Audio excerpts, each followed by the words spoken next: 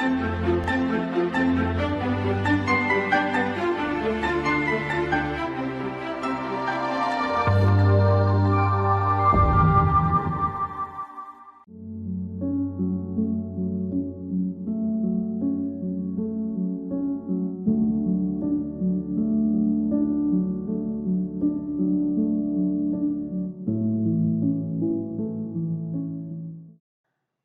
শিক্ষার্থী, আজ আমাদের আলোচনার বিষয় শাক্ত পদাবলী পাঠের ভূমিকা। আমরা প্রথমে গোড়ায় জেনে নিই যে কোন সময় এই শাক্ত ধর্ম বঙ্গদেশে প্রচলিত ছিল। মনে করা হয় গুপ্ত, পাল, সেন সাম্রাজ্যে অর্থাৎ আনুমানিক খ্রিস্টীয় ৪র্থ শতক থেকে দ্বাদশ শতক পর্যন্ত বঙ্গদেশে এই শাক্ত ধর্ম একটি গৌণ ধর্ম হিসেবেই প্রচলিত ছিল। বঙ্গদেশে দেবী পূজার কাহিনী এবং বিধিবিধান সংক্রান্ত কিছু উপপুরাণ পাওয়া গিয়েছে, যেগুলির সময় আনুমানিক দশম থেকে দ্বাদশ শতক।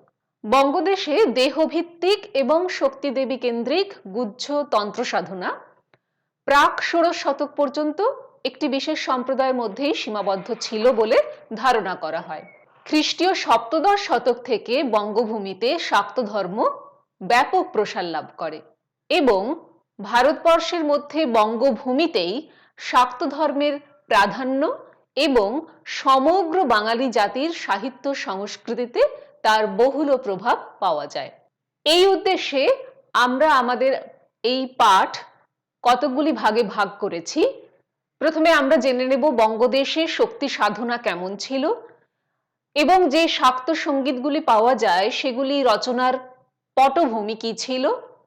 শাক্ত সঙ্গীত সম্পর্কে আমরা ধারণা নেব, কেন এদের নাম শাক্ত পদাবলী হলো তার একটি ধারণা করব এবং বিভিন্ন পদাবলী সেই সময় যে প্রচলিত ছিল শাক্ত গানে তাদের মধ্যে কোন পদাবলীর প্রভাব বেশি পড়েছে সেটিও আমরা আলোচনা করব এবং শাক্ত গান সেই সব পদাবলী থেকে কোথায় পৃথক ছিল, আদৌ ছিল কিনা তা যেমন দেখব, তার পাশাপাশি আমরা শাক্ত গানে সেই সময়ের যে সমাজচিত্র প্রতিফলিত হয়েছে তাও আলোচনা করব।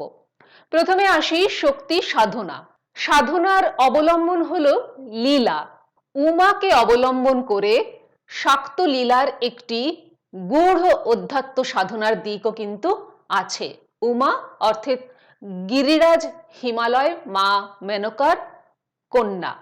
এই সাধনার প্রথমার্ধ শূন্যের সাধনা আর অপর অর্ধ পূর্ণের সাধনা।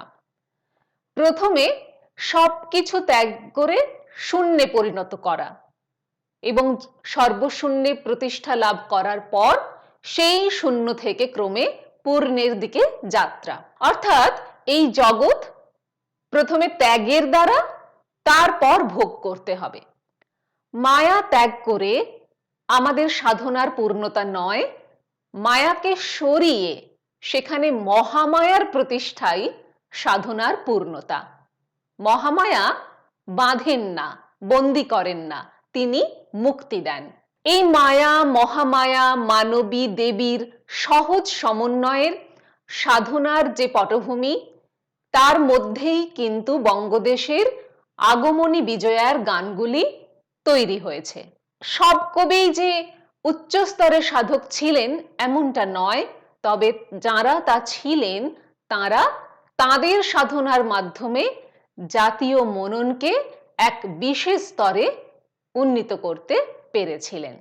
যা কিছু ক্ষুদ্র লৌকিক সে সমস্তই মনের সংকোচন ঘটায়, তাই মনকে বেঁধে ফেলে। বৃহতের মধ্যে প্রতিষ্ঠিত হওয়ার পর যে মায়া, তাই হলো মহামায়া, যা মুক্তি দেয়। প্রেমের মধ্যে মানুষ সত্যবোধের গভীরতম অনুভূতি অনুভব করে। বঙ্গদেশের গরিব মায়ের একমাত্র স্নেহের কন্যার মধ্যে বৃহতের উপলব্ধি ঘটিয়ে সেই কন্যার ভিতরেই মহামায়ার আবির্ভাব ঘটানো হয়েছে। আর এভাবেই বাঙালির ভাঙা কুটিরে সেই কন্যাই হয়ে উঠেছেন দেবী ভবানী। ভব মহাদেব, তার ভবানী। সেই ভবানীর মধ্যেই উপলব্ধি করেছেন সৌন্দর্য কমনীয় মাধুর্য, স্নেহ প্রেমের ঘনীভূত বিগ্রহ হয়ে উঠেছেন তিনি। নবমীর মহানিশা সাধকের মহাযোগক্ষণ। সাধক কখনোই এই মহানিশার শেষ চান না, তাই বিজয়ার গানগুলি সেই বেদনায় আক্রান্ত। এই যে সাধকেরা, তারা দেহে অবস্থিত বিভিন্ন পদ্মে দেবীর যাতায়াত স্থির করেছেন এইভাবে। একেবারে নিচে অবস্থিত মূলাধার পদ্ম, যেখানে কুলকুণ্ডলিনী শক্তি থাকেন, তা সাধনার মধ্য দিয়ে ক্রমশ স্বাধিষ্ঠান পদ্ম, মণিপুর পদ্ম, অনাহত পদ্ম, বিশুদ্ধ পদ্ম, আজ্ঞা পদ্ম এবং সহস্রার পদ্মে যখন এসে উন্নীত হন, তখন সেখানে শিবের সঙ্গে তার মিলন ঘটে। এবং যেহেতু এখানে উভগামী তীর চিহ্ন ব্যবহার করা হয়েছে, তার অর্থ এবার সাধকের সাধনা ওই শিবের সঙ্গে দেবীর যে মিলন হলো, সেই মিলিতাবস্থাতেই তাকে পুনরায় ওই পথে সহস্রার পদ্ম থেকে মূলাধার পদ্মে নিয়ে এসে তাকে অনুভব করা।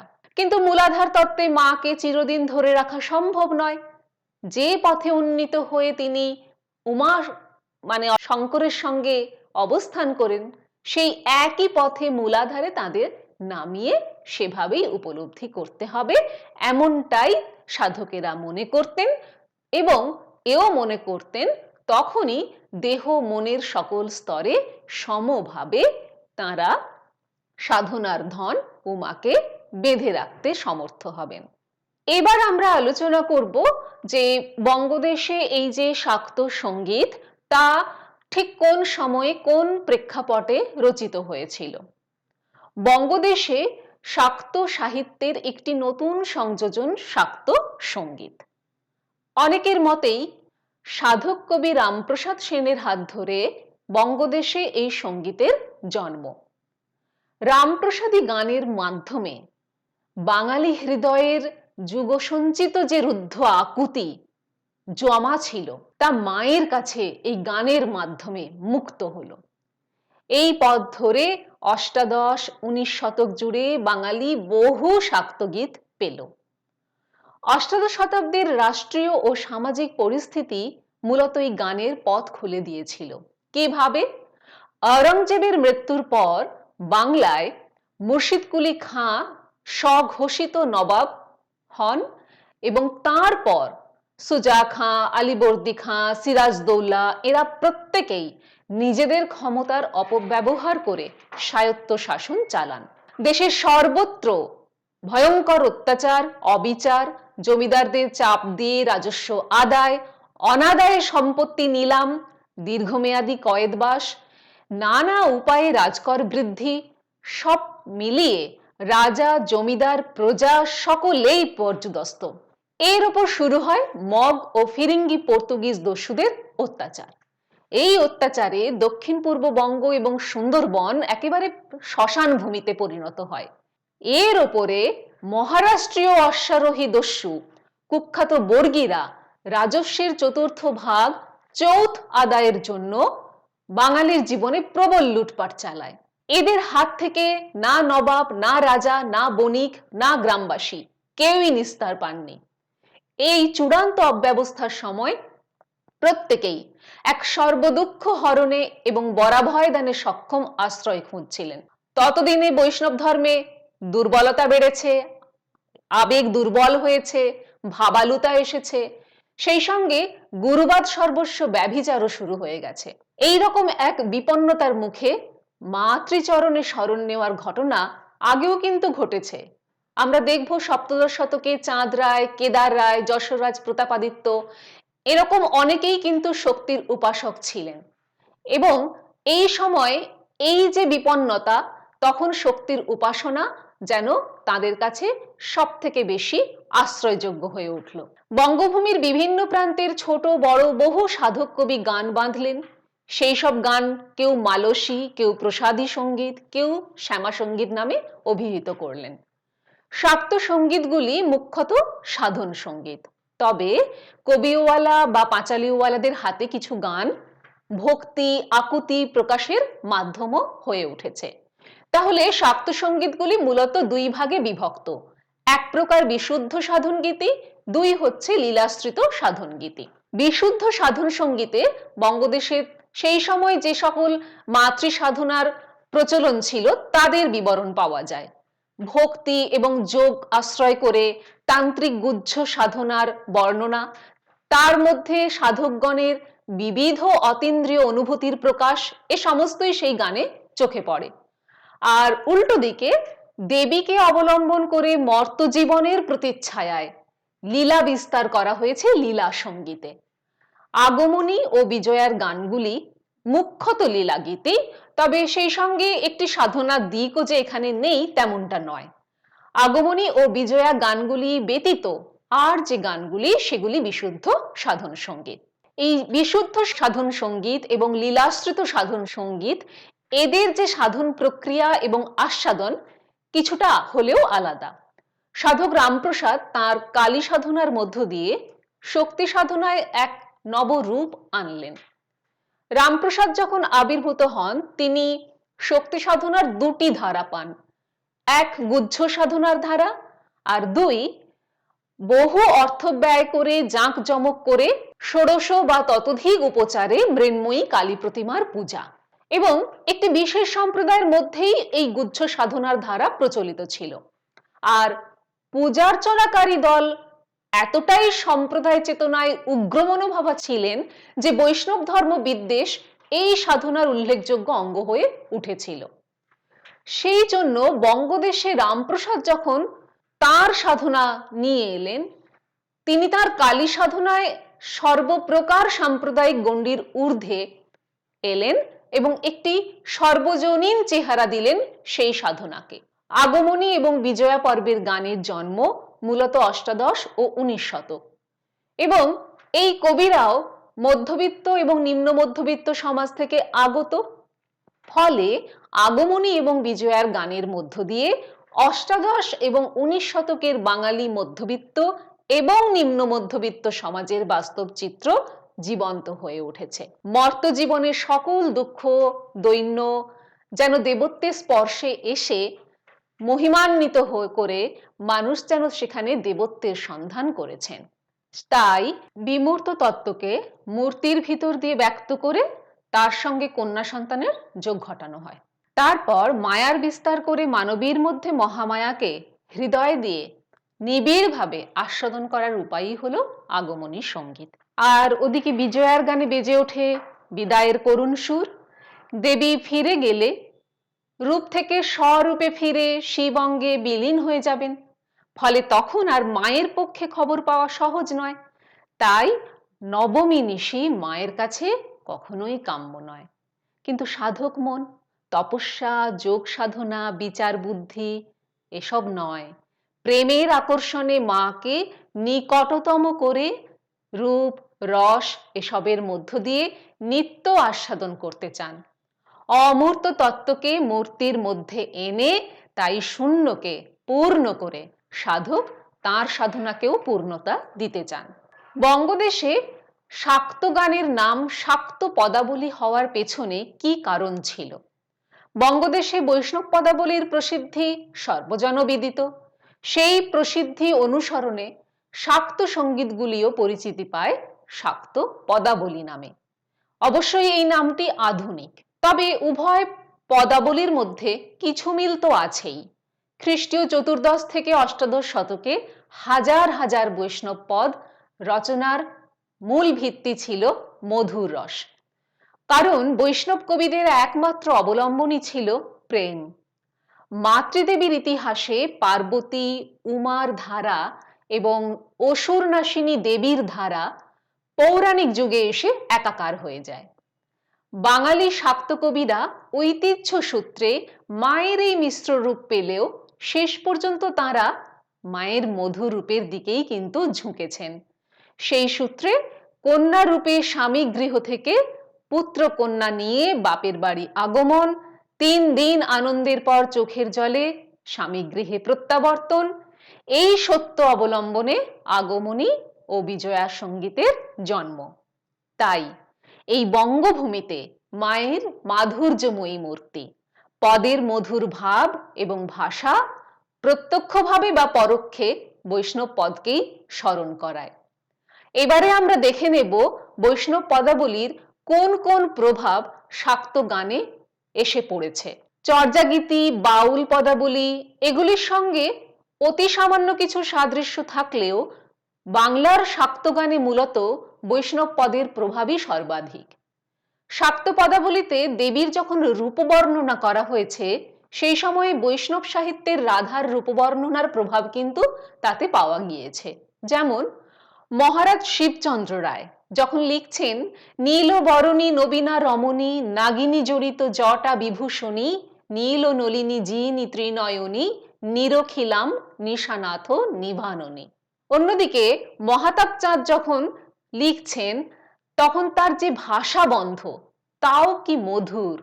অপরূপা কে ললনা হেরি রক্তাম্বুজা সনা কিঙ্কিনী মৌনি রচিত মুকুট শির ভূষণা কুটিল কুন্তল জাল আবৃত মুখমণ্ডল ওষ্ঠচিত বিম্ব ফল প্রফুল্ল পঙ্কজা ননা ধনু সদৃশ ভ্রুলতা ত্রিনয়ন সুশোভিতা সহাস্য বদনান্বিতা মধু মধুর বচনা।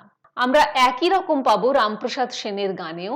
নবনীল নিরদ তনুরুচি কে ওই মনোমোহিনী রে তিমির শশধর বাল দিনকর সমান চরণে প্রকাশ কোটি চন্দ্র ঝল কত শ্রীমুখমণ্ডল নিন্দি সুধামৃত ভাস।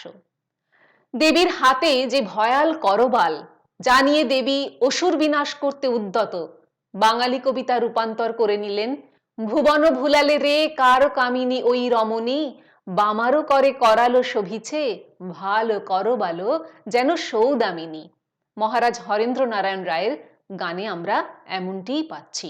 আমরা দেখব বৈষ্ণব পদাবলীতে যেমন বিদ্যাপতির পদে নয়ন নলিনী দৌ অঞ্জনে রঞ্জয়ী ভাঙ বিভঙ্গি বিলাস চকিতে চকর জোর বিধি বান্ধল কেবল কাজর পাশ গিরিবর গুরুয়া পয়োধর পরশিত গিম গজমতি হারা কাম কম্বু ভরি কনয়া শম্ভু পরি ঢারত সুরধুনি ধারা।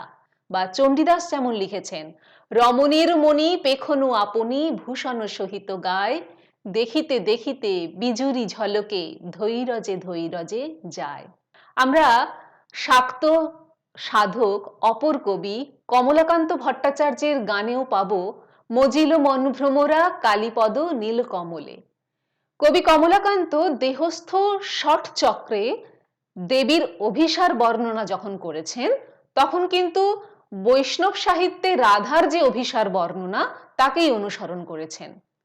এই যে কালীকে অবলম্বন করে ভক্ত হৃদয়ের তার রূপের প্রতি আকুতি, এ কিন্তু আকস্মিক ঘটনা নয়। প্রায় দীর্ঘ 600 বছর ব্যাপী বৈষ্ণব কবিরা বঙ্গে এই রূপেরই সাধনা করেছেন। সেই সাধনাজাত প্রবল যে হৃদয়াবেগ অষ্টাদশ শতকে হয়তো শাক্ত সাধকগণের মনকেও স্পর্শ করেছিল। এইভাবে শক্তিমূর্তিকে দেখতে চাওয়ার ইচ্ছে ওই যুগের একটি নতুন দৃষ্টিভঙ্গি, যা কিন্তু কোনো পুরাণ বা তন্ত্রে কখনোই উপস্থিত ছিল না। এছাড়া শাক্ত এবং বৈষ্ণব পদাবলীর বাৎসল্য রসের বর্ণনাতেও যথেষ্ট মিল রয়েছে। গোপালের বাল্যলীলায় বাঙালি মায়ের স্নেহ একাকার হয়ে গেছে উমার বাল্যলীলায় বাঙালি মায়ের স্নেহের সঙ্গে। যেমন রামপ্রসাদ গাইছেন, গিরিবর আমি আরো পারি নেহে প্রবোধ দিতে উমারে উমা কেঁদে করে অভিমান নাহি করে স্তন্যপান নাহি খায় ক্ষীর ননি স্বরে। অথবা হরিশ্চন্দ্র মিত্র মায়ের যে স্বপ্ন, মায়ের যে দুঃখ কিভাবে বলছেন, গিরি কি সুধাও হে সমাচার বলিতে সে স্বপন না সরে বচন খেদে পড়ে মন বহে অশ্রুধারা। আসলে মা এক দুঃস্বপ্ন দেখেছেন রাতে। নিশীতে যেমন ভেবে উমাধন অনেক আয়াসে মুদেছি নয়ন অমনি স্বপনে করি দর্শন শিয়রে বসিয়া যেন মা আমার বাছার নাই সে বরণ, নাই আভরণ। আর বৈষ্ণব পদে পাচ্ছি, কত জন্ম ভাগ্য করি আরাধিয়া হর গৌরী, পাইলাম এ সুখ পসরা, কেমনে ধৈর্য ধরে মায়ে কি বলিতে পারে, বনে যাও এ দুগ্ধ কোঙরা।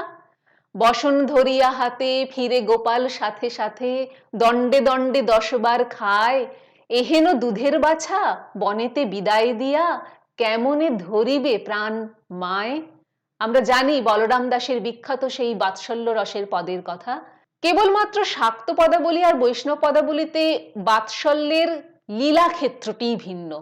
গোপালের গোষ্ঠ আর উমার অষ্টম বর্ষে স্বামীর ঘরকন্যায়, কিন্তু মাতৃমনের আকুতি উভয় ক্ষেত্রেই একাকার। কৃষ্ণের যখন মথুরা গমন প্রসঙ্গ এসেছে, উল্টো দিকে উমার যখন কৈলাস গমন প্রসঙ্গ এসেছে, উভয় ক্ষেত্রেই মায়ের যে বিচ্ছেদ বেদনা তাও প্রায় সমতুল্য। যেমন গোবিন্দ দাস লিখেছেন, কুসুম তেজিয়া অলি ক্ষিতিতলে লুটোই, তরুগণ মলিন সমান, সারি শুক পিক ময়ূরী না নাচত, কোকিল না করত হি গান। আর ওদিকে রমাপতি বন্দ্যোপাধ্যায় লিখছেন, রানী গো শুধু তোমারই বেদনা বলে নয়, দেখো দেখি গিরিপুরে পশু পক্ষী আদি করে, উমারও লাগিয়া ঝুরে সবে নিরানন্দময়। তবে এই যে উভয় পদাবলীর মিল, এদের বাইরে এই দুই প্রকার গানের একটি মূল পার্থক্যও আছে। কি সেই পার্থক্য? বৈষ্ণব সাহিত্যে যেমন কেবলমাত্র বাৎসল্যের পদ আছে, সেখানে বঙ্গভূমির শাক্ত সঙ্গীতে, একমাত্র বঙ্গভূমিতে প্রতিবাৎসল্যের অর্থাৎ মায়ের প্রতি সন্তানের আকুতির পদও আছে। যেমন রামপ্রসাদ গাইছেন, মা মা বলে আর ডাকবো না, ও মা দিয়েছ দিতেছ কতই যন্ত্রণা, ছিলেন গৃহবাসী করিলি সন্ন্যাসী, আর কি ক্ষমতা রাখিস এলোকেশী, ঘরে ঘরে যাব ভিক্ষা মেগে খাবো, মা বলে আর কোলে যাব না। এই প্রতিবাৎসল্যের পদের প্রবর্তক রামপ্রসাদ, এবং তাঁর হাতেই এই ধারার সর্বোচ্চ স্বীকৃতি লাভ ঘটে। বৈষ্ণব পদের সঙ্গীতের পাশাপাশি তার নিজস্ব একটি গীতি কবিতার মেজাজও কিন্তু আছে। অন্যদিকে শাক্ত পদাবলী কিন্তু মূলত সঙ্গীত, গীতি কবিতার গুণ এখানে অতি অপ্রধান। তাই সুর বিনা কবিতার ছন্দে যদি এর অর্থ গ্রহণ করতে চাওয়া হয় বা একে যথার্থ আস্বাদন করতে চাওয়া হয়, তা কিন্তু সম্ভব নয়। এই কারণেই বৈষ্ণব পদাবলীকে যখন বিশুদ্ধ সাহিত্য হিসেবে বিচারের পথ পাওয়া যায়, সেখানে শাক্তপদ অনুসরণ করলে এদের প্রকৃত পরিচয় পাওয়ায় কিন্তু বিঘ্ন ঘটে। গানের ভাব যেহেতু হয় সংহত গাঢ়বদ্ধ, তাই তার আকারও হয় সংহত। শাক্ত গানগুলিও অধিকাংশই কিন্তু আকারে সংক্ষিপ্ত। আর বৈষ্ণব পদ চৈতন্য পরবর্তীকালে মূলত একটি গোষ্ঠীভুক্ত চেতনাতে পরিণত হয়। কিন্তু শাক্ত গানে সাধনার পাশাপাশি অষ্টাদশ শতকের যে নিম্ন মধ্যবিত্ত এবং মধ্যবিত্ত বাঙালির জীবন সংগ্রাম, জীবন জিজ্ঞাসা, তা শাক্ত গানের সঙ্গে ওতপ্রোতভাবে জুড়ে গিয়েছিল। এই হচ্ছে উভয় পদাবলীর মধ্যে পার্থক্য বা শাক্ত গানের স্বাতন্ত্র্য। এবারে দেখা যাক শাক্ত গানের ভাষা কেমন ছিল। শাক্ত গীতির ভাষা গ্রাম বাংলার ব্যবহারিক লোকজীবন থেকেই গৃহীত। বাংলার অতি পরিচিত প্রবাদ এই সমস্ত গানের মধ্যে স্থান করে নিয়েছে। পাকা ধানে মই, ভূতের বেগার, ছেলের হাতে মোয়া, কলুর চোখ ঢাকা বলদ, এই কয়েকটি মাত্র। বাঙালির দৈনন্দিন ভাষার প্রয়োগ হলেও কবিরা চর্যাগীতির মতো বিভিন্ন রূপকের আশ্রয়ও কিন্তু এখানে নিয়েছেন। যখন তারা গুহ্য সাধনার কথা বলছেন, তখন পারিপার্শ্বিক বাস্তবতা থেকেই সেই সব রূপক গ্রহণ করছেন, যার আড়ালে সাধন রহস্য তারা প্রকাশ করতে চেয়েছেন। এবং অবশ্যই সেই সব শব্দের অর্থ বিশেষভাবে নিহিত, যা তারাই একমাত্র অর্থাৎ সাধকরাই একমাত্র বুঝতে পারবেন। যেমন শাক্ত গানে বলা হচ্ছে, এবার বাজি ভোর হলো, মন কি খেলা খেলবে বলো, শতরঞ্জ প্রধান পঞ্চ, পঞ্চে আমায় দাগা দিল, এবার বরের ঘরে ভর করে মন্ত্রীটি বিপাকে মোলো। বা ভবের আশা খেলবো পাশা, বড়ই মনে আশা ছিল, মিছে আশা ভাঙা দশা, প্রথমে পাঁজরি পোলো। অর্থাৎ এই যে পাশা খেলা, দাবা খেলা আমরা চর্যাতেও দেখেছি, এমন ভাবেই কিন্তু সাংকেতিক ভাষা প্রয়োগ করা হয়েছে। অথবা গুরুদত্ত গুড় লয়ে প্রবৃত্তি মশলা দিয়ে মা, আমার জ্ঞান শুঁড়িতে চুয়ায় ভাঁটি, পান করে মোর মন মাতালে। এই যে শুঁড়ি প্রসঙ্গ, মদ্য প্রসঙ্গ, বা মন পবনের নৌকা বটে, বেদে শ্রী দুর্গা বলে, মন মহামন্ত্র যন্ত্রচার, সুবাতাসে বাদাম তুলে। সেই যে চর্যায় অনেক ক্ষেত্রেই নৌকা প্রসঙ্গ এসেছিল, এখানেও একই পুনরাবৃত্তি ঘটেছে। বা অতি জনপ্রিয় মন রে কৃষি কাজ জানো না, এমন মানব জমিন রইল পতিত, আবাদ করলে ফলতো সোনা। কৃষি কর্মের সঙ্গে গানকে জুড়ে দেওয়া হয়েছে। এবারে আমরা আসবো শাক্ত গানে প্রতিফলিত সমাজচিত্র নিয়ে। কবি কালিদাসের কালে উমার যে দেবী এবং মানবীর মিশ্রিত মূর্তিকেন্দ্রিক গার্হস্থ্য ছবি এবং তার পারিপার্শ্বিক সমাজ চিত্রিত হতে শুরু করেছিল, তারই একটা চূড়ান্ত বাস্তবচিত চেহারা যেন এই শাক্তগানের আগমনী বিজয়া পর্বের গানগুলি। একদিকে রাষ্ট্রীয় বিশৃঙ্খলা, আর্থিক বিপর্যয়, অন্যদিকে সামাজিক রীতিনীতির নিপীড়ন। সমাজে একদিকে কৌলিন্য প্রথা, বহুবিবাহ প্রথা, অন্যদিকে গৌরীদান প্রথা বর্ণ হিন্দু নিম্ন মধ্যবিত্ত সম্প্রদায়ের জীবনে কষাঘাত এনেছিল। বিত্তহীন পিতা কন্যা দান করতেই হবে এই হেতু বিবেকহীন ব্যবসায়ী ঘটকের শরণাপন্ন হতেন। ঘটকের কল্যাণে অষ্টম বর্ষীয়া কন্যার কপালে জুটত কপর্দকহীন নেশাখোর অতিশয় বৃদ্ধ পাত্র। সংসারে চরম দারিদ্র, একাধিক সতীনের কোন্দল, দুদিনেই দুঃখ দারিদ্রের নিষ্পেষণে কন্যার সোনার বরণ কালি হতো। কানাঘুষোয় পিতার কানে সংবাদ পৌঁছলেও তিনি নিরুপায় ছিলেন। অগত্যা মায়ের মন পাগল পারা হয়ে উঠত। দুশ্চিন্তায় তিনি আহার নিদ্রা ত্যাগ করতেন এবং দুঃস্বপ্ন দেখতেন। তখন নিঃস্ব পিতা বাধ্য হয়ে কন্যাকে ভাঙা ঘরে নিয়ে আসতে যেতেন, কিন্তু সে আনন্দ সাময়িক। চোখের জলে 3 দিনের মধ্যেই বিদায় দিতে হতো কন্যাকে। এই বিষয়গুলোই অবলম্বনেই নিম্নবিত্ত কবিরা রচনা করেছিলেন আগমনী এবং বিজয়া পর্বের গান। এখানে অষ্টম বর্ষীয়া কন্যা উমা, পিতা গিরিরাজ হিমালয়, মাতা মেনকা, স্বামী ভোলানাথ। সংসারে চরম দারিদ্র, তাই ভিখারি মাতাল স্বামী উমার গহনা বেচে খায়। যাও যাও গিরি আনিতে গৌরী, উমা বুঝি আমার কেঁদেছে, উমার যতেক বসন ভূষণ ভোলা সব বুঝি বেচে খেয়েছে। অগত্যা এই ঘরে বরে পড়ে সোনার বরণ উমা অস্থি চর্মসার হয়ে নির্মাংসা চামুন্ডা কালী হয়ে উঠেছে। কঠোর দারিদ্রের কারণেই শিব পেটের জ্বালায় বিষ খেয়ে নীলকণ্ঠ হয়েছে, বস্ত্রাভাবে বসনহীন। পেটের জ্বালায় গরল খেলেন দিগবাস বসন বিনা। কন্যা উমা মায়ের প্রতি অভিমান করেন। দেব দিগম্বরে সপিয়া আমারে মা বুঝি নিতান্ত পাশরেছে। পাড়া প্রতিবেশিনীরা মায়ের প্রাণে আগুন জ্বালাতে পারঙ্গম। পাঠাইয়া উমাধনে ভিখারি শঙ্কর্ষণে, পাশরে আছো কেমনই হয়ে জননী। কিন্তু জননীর কি বা করার আছে, তার স্বামী যখন কোনো পদক্ষেপ করেন না। উমা ভাবে মা পাশানি, লোকেও কয় পাশানি রানী, আমি যে পাষাণ অধীনী, এ কাহিনী কেউ না জানে। এই জননী কন্যা বিরহের পাশে পুত্রশোকেও কাতর। পুত্রশোকে জীর্ণ জরা ভুলেছিলাম পাইয়ে তারা, হই যদি তারা হারা, জীবনে কি ফল বলো। আমরা জানি মৈনাককে হারানোর গল্প। পিতৃগৃহে কাল যাপনের পর বিজয়ার পালা, কৈলাসে ফিরতে হবে, তাই মায়ের প্রাণ আকুল। কাল এসে আজ উমা আমার যেতে চায়, তোমরা বলো গো কি করি মা, আমি কোন পরাণে উমা ধনে মা হয়ে দিব বিদায়।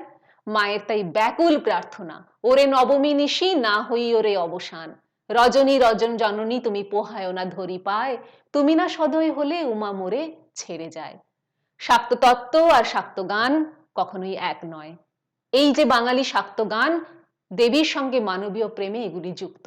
এমন ভাবে বাংলার জনজীবনের কষ্টের কথা আর কেউ বলে না, যেভাবে শাক্ত গান তাগিত হয়। সুতরাং এই গানগুলি বাঙালির হৃদয়ে অমলিন হয়ে রয়ে যায় যুগ থেকে যুগান্তরে। এই গানগুলির আবেদন আজও সাধারণ মানুষকে আন্দোলিত করে, একাত্ম করে তাদের ঘরের মেয়ে উমা অথবা মা শ্যামার সঙ্গে। সাধক রাঘবানন্দের কাছে তিনি আবার পত্নীও বটে। এখানেই এই গানগুলির সর্বজনীনতা এবং সার্থকতাও। আমাদের আলোচ্য বিষয় থেকে সম্ভাব্য প্রশ্নাবলী, বঙ্গদেশে শক্তি সাধনার চরিত্র কেমন ছিল তা আমরা আলোচনা করেছি। সেখানে সাধনার দিকটি তুলে ধরতে হবে এবং কোন রাজনৈতিক ও সামাজিক প্রেক্ষাপটে এই শাক্ত গানগুলি রচিত হয়েছিল তা আমরা দীর্ঘভাবে গানের উদাহরণ দিয়ে আলোচনা করেছি। শাক্ত গানের বিষয়বস্তু কি ছিল, আমরা 2 প্রকার শাক্ত গানের কথা বলেছি এবং কেমন ভাষায় তা লেখা হয়েছে তাও আমরা দৃষ্টান্ত দিয়ে আলোচনা করেছি। কেন শাক্ত পদাবলী নামকরণ হলো তার সপক্ষেও আমরা যুক্তি দেওয়ার চেষ্টা করেছি এবং ওই সময় প্রচলিত সব পদাবলীর মধ্যে কোন পদাবলী শাক্ত গানে সব থেকে বেশি মাত্রায় প্রভাব ফেলেছে সেটাও আমরা কিভাবে তা দেখিয়েছি। এবং সর্বশেষে শাক্ত গান কেন বাঙালি জনমানুষের হৃদয়ের সম্পদ হয়ে উঠেছে তাও আমরা আলোচনা করেছি। আমাদের কিছু সহায়ক গ্রন্থাবলীর তালিকা এখানে দেওয়া আছে।